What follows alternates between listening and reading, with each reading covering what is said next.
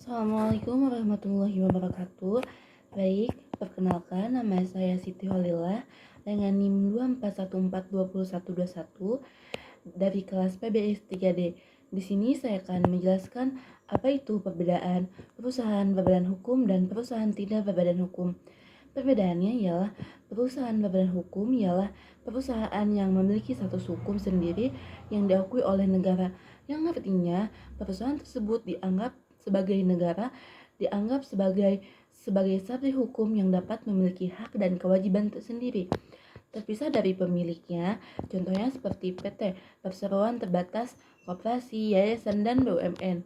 Sementara itu, perusahaan yang tidak berbadan hukum ialah perusahaan yang tidak memiliki kepribadian hukum terpisah dari pemiliknya. Dengan kata lain, segala hak dan kewajiban perusahaan menjadi tanggung jawab pribadi pemiliknya. Contohnya seperti usaha dagang, UD, firma, FA, dan persekutuan komanditer. Kemudian, dari cara pendiriannya juga sangat berbeda. Untuk mendirikan perusahaan berbadan hukum, diperlukan akta pendirian yang dibuat oleh notaris, kemudian harus mendapatkan pengesahan dari Kementerian Hukum dan HAM, dan didaftarkan secara resmi. Proses ini membuat perusahaan akan secara hukum dan diakui sebagai badan hukum. Sedangkan perusahaan tidak berbadan hukum bisa didirikan dengan perjanjian sederhana antara para pihak, bahkan orang cukup dengan kesempatan secara lisan.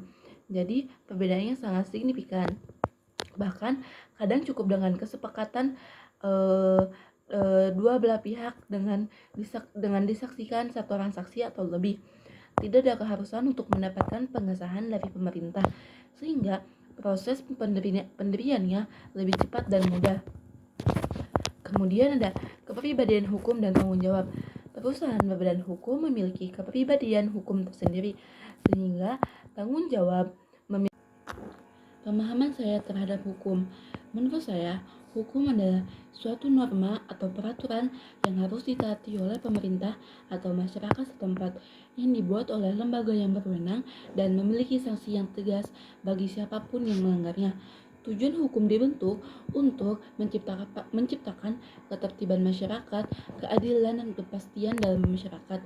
Ciri-ciri umum bersifat mengatur dan memaksa, dibuat oleh pemerintah atau lembaga resmi, memiliki sanksi yang jelas, berlaku bagi seluruh warga negara yang ada di sini.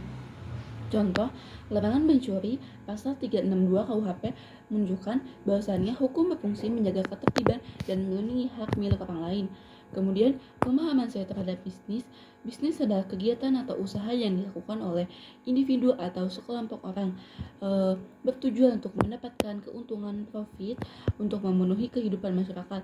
Tujuannya mencari keuntungan, memberi lapangan pekerjaan, memenuhi kebutuhan hidup sehari-hari, dan meningkatkan perekonomian.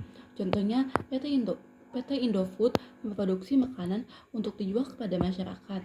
Kemudian, pengertian hukum bisnis menurut pandangan saya, hukum bisnis adalah serangkaian aturan hukum yang mengatur segala kegiatan bisnis, baik antara pelaku usaha dengan konsumen maupun antar pelaku usaha sendiri.